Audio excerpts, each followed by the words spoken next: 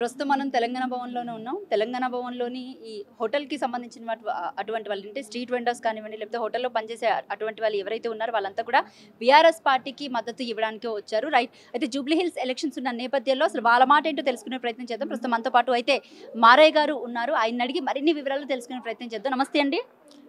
నా పేరు మారయ్య అండి. కార్మిక విభాగం రాష్ట్ర ప్రధాన కార్యదర్శిగా మాట్లాడుతున్నా. జూబ్లీహిల్స్ నియోజకవర్గం వైపు రాష్ట్రమంతా చూస్తుంది. జూబ్లీహిల్స్ నియోజకవర్గం తీర్పు కార్మిక వర్గం అంతా చూస్తుంది. కాంగ్రెస్ ప్రభుత్వం అధికారంలోకి వచ్చినాక అన్ని వర్గాలతో పాటు ప్రధానంగా ఈ కార్మిక వర్గానికి తీవ్రమైన అన్యాయం చేసింది ఈ కాంగ్రెస్ ప్రభుత్వం. కాబట్టి ఈ ప్రభుత్వానికి బుద్ధి చెప్పాలంటే మరి బై ఎలక్షన్లో కార్మిక వర్గం అంతా మరి బీఆర్ఎస్ పార్టీకి మద్దతు ఇచ్చి కాంగ్రెస్ పార్టీని ఓడించడంలో కార్మిక వర్గం అంతా ముందుండాలని చెప్పి కంకణం కట్టుకొని ఇలా కార్మికులంతా జూబ్లీహిల్స్లో ఎలక్షన్లో క్యాంపెయిన్ చేస్తున్నారు.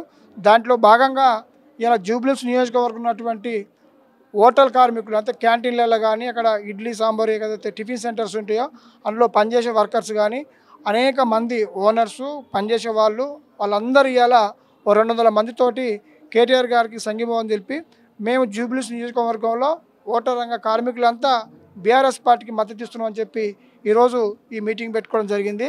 దాంతోపాటు ఆటో కార్మికులు ఇతర రంగాల కార్మికులు ఇలా హైదరాబాదు నగరంలో ఎక్కడ కూడా మరి కార్మిక నగరం అనే పేరు లేదు. జూబ్లీహిల్స్ నియోజకవర్గంలో కార్మిక నగరం ఉంది. మరి లక్షలాది ఓట్లు ఉన్నాయి. వాళ్ళ తీర్పే ప్రధానం ఉంటుంది.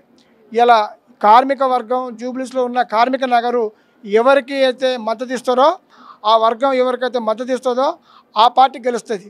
కాబట్టి ఇలా కార్మిక వర్గం అంతా ఆనవాయితీగా చాలామంది చూస్తున్నారు. కాబట్టి ఈరోజు బీఆర్ఎస్ పార్టీ కేసీఆర్ గారి నాయకత్వం అవసరం. సరే గవర్నమెంట్ పోతుందా ఇంకో గవర్నమెంట్ వస్తుంటే రాకపోవచ్చు. ఇంకొక నిరసన అంటే మేము మాకు చేస్తున్న అన్యాయాన్ని ఎక్కడ కూడా ముఖ్యమంత్రి గారు కార్మికులు ఎందుకు ఇంత వ్యతిరేకత వ్యక్తం చేస్తున్నారు? ఫస్ట్ నుంచి కూడా చూసుకున్నట్లయితే కనుక ఇటు అంటే మామూలుగా లేబర్కి కానివ్వండి, లోకల్గా ఉండే వాళ్ళు పని వాళ్ళందరికీ కూడా మంచి ప్రయారిటీని ఇస్తుంది కదా కాంగ్రెస్ పార్టీ. అసలు ఏమైపోయిందని అంటే ఎందుకు ఇంత వ్యతిరేకత మీకు? అంటే ఇప్పుడు జూబ్లీహిల్స్ ఏరియా అనేది పని చేసుకునే వాళ్ళకు ఎంప్లాయీస్కి కానీ సాఫ్ట్వేర్ కానీ కార్మిక వర్గానికి కానీ ఇదొక ప్రధానమైన కేంద్రం.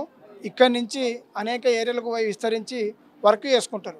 ఇలా కాంగ్రెస్ గవర్నమెంట్ వచ్చినాక ఎక్కడైనా ఇండ్లు కూల్చుడు తప్ప కొత్త కట్టులు లేదు. ఇలా ఆటో వాళ్ళు చూసుకుందాం. ఆటో వాళ్ళకు కూడా చాలా అన్యాయం జరుగుతుంది. వాళ్ళు అనేక మంది ఆత్మహత్యలు చేసుకోరు. వాళ్ళు కూడా ఇలా వచ్చి మేము మద్దతు ఇస్తామని ఇస్తున్నారు. వాళ్ళు కూడా రేపు ప్రోగ్రాం తీసుకోరు. కాబట్టి ఏదేమైనా ఈ ప్రభుత్వం మాకు క్షేమైంది కాదు. ఎలాంటి సంక్షేమం కొత్త ప్రభుత్వం వస్తే జనరల్గా ఏం కోరుకుంటారు? మాకేదైనా కొత్త సంక్షేమం ఇస్తారని కోరుకుంటారు. కానీ ఉన్న సంక్షేమాలు తీసేస్తుండు. ఉన్న సంక్షేమాలు తీసేసి వీళ్ళకు ఉన్న ఉపాధి లేకుండా చేస్తుండు. కాబట్టి దీని ద్వారా మా నిరసన చెప్పి రాబోయే రోజుల్లో ఈ కాంగ్రెస్ మాకు అవసరం లేదనే పద్ధతిలో ఇలా కార్మిక వర్గం అంతా జూబ్లీహిల్స్కి మద్దతు ఇస్తుంది. ప్రస్తుతం మనతో పాటు అయితే బీఆర్ఎస్ పార్టీకి సంబంధించినటువంటి లీడర్ బాలరాజు గారు ఉన్నారు. ఆయన సర్పంచ్ మాట్లాడే ప్రయత్నం చేద్దాం. నమస్తే అండి. రైట్. ఇంకా జూబ్లీహిల్స్ బైపోల్ వచ్చిన నేపథ్యంలో అంటే ఏంటి ప్రచారాన్ని ఏ విధంగా నిర్వహిస్తున్నారు?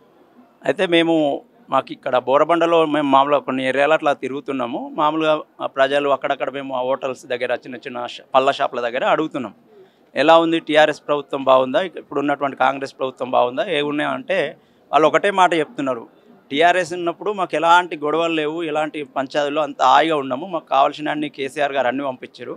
కానీ ఇప్పుడు ఎప్పుడైతే కాంగ్రెస్ ప్రభుత్వం వచ్చిందో ఒకటే మోత వినొస్తుంది. ఒకటి హైడ్రా మోత, బుల్డోజర్ల మోత, ఇంకోటేమో కరెంటు తక్కువై జనరేటర్ల మోత తప్పితే ఇంకేమి వినిపిస్తలేదు. మాకు కళ్యాణ లక్ష్మి ఇస్తానన్నారు, మా పిల్లల్ని అంతా మోసం చేసారు, బంగారం లేదు ఏం లేదు. ఇంకా కొంతమంది ఏమంటున్నారంటే గాడిద ఉన్నప్పుడే గుర్రం విలువ వస్తుంది. అసలు కేసీఆర్ 10 సంవత్సరాల పాలనలో మాకు ఏం ఏర్పడలేదు, తెలియలేదు. ఇప్పుడు ఆయన పోయిన తర్వాత ఇప్పుడు ఆయన చేసిన మంచి పని మాకు గుర్తొస్తుంది. మా మనసులో కేసీఆర్ ఉండు. ఇంకా కొంత ముస్లిం మహిళలు అక్కడక్కడ అడిగినాం. నిజంగా కూడా మా ప్రయారిటీ అసలు మా పార్టీలో ప్రభుత్వంలో మా ఎక్కడ కూడా ముస్లింల యొక్క ప్రాధాన్యత లేదు. మాకు ఒక మంత్రి పదవి లేదు, ఒక ఎమ్మెల్యే లేదు, ఒక ఎమ్మెల్సీ లేదు. మాకు అజారుద్దీన్ గారికి మా క్యాస్ట్ నుంచి ఇస్తామని కూడా మోసం చేసి మళ్ళీ ఒక రౌడీలకు ఇచ్చారు. సునీతమ్మని అయితే ఒక గోపీనాథ్ గారు చేసినటువంటి పనులన్నీ వాళ్ళు గుర్తు చేసుకుంటున్నారు. ఇంకొకసారి ఆడబిడ్డగా మాకు సునీతమ్మను గెలిపించుకుంటాం. ఎందుకంటే ఈ రౌడీలు గుండాలతోటి మాకు బాగుండదు.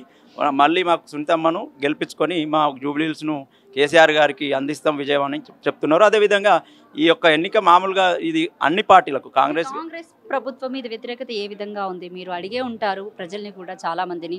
ఇటు స్ట్రీట్ వెండర్స్ దగ్గరికి వెళ్ళామని చెప్తున్నారు. అంటే ఏమంటున్నారు ప్రజలు, ముఖ్యంగా జూబ్లీహిల్స్ నియోజకవర్గంలో ఏం చెప్తున్నారు? అదే వాళ్ళు కాంగ్రెస్ ప్రభుత్వం ఏదైతే దొంగ హామీలు చెప్పారో, మహిళలకు 18 సంవత్సరాలు నిండిన ప్రతి మహిళకు 2500 రూపాయలు ఇస్తామన్నారు. 18 సంవత్సరాలు నిండిన వాళ్ళకు, 10th క్లాస్ చదివిన వాళ్ళకి స్కూటీలు ఇస్తామన్నారు. కళ్యాణ లక్ష్మితో పాటు తులం బంగారం కూడా పెడతామని చెప్పినప్పుడు ఇప్పుడు ఇంతవరకు అవి ఏవి కనీసం ఈ 2 సంవత్సరాల పాలనలో ఎక్కడ ఒక తట్ట మట్టి ఎత్తి కూడా పోయలేదు. వాళ్ళు ఏమున్న వాళ్ళ క్యాబినెట్ కొట్లాటలు పంచాలు తప్పితే ప్రజల మేలు కోసం ఎక్కడ కూడా వాళ్ళు పనిచేస్తున్నారని చాలామంది నాతో చెప్పగడం జరిగింది.